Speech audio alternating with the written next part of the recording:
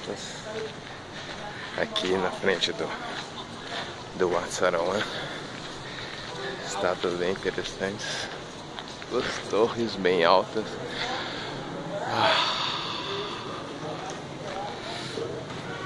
Um sol violentíssimo. Ali tem uma torre de mais de 100 anos. Vou mostrar ela mais de perto para vocês poderem ver como é que ela tá bem depreciada.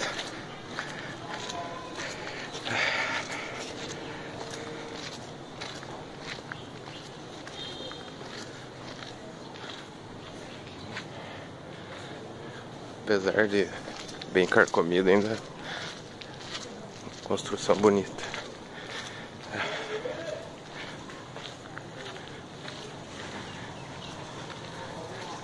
Parece que tem gente morando aqui.